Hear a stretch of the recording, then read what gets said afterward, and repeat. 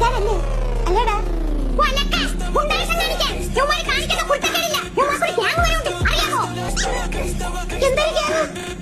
Danger boys.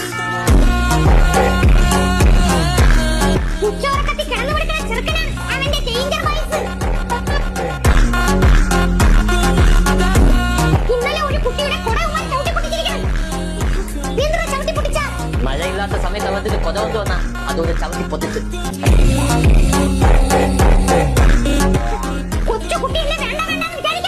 നമ്മളും അതുപോലെ തന്നെ വലിയ തീത്തറല്ലേ വേണ്ട വേണ്ട വിചാരിക്കുമ്പം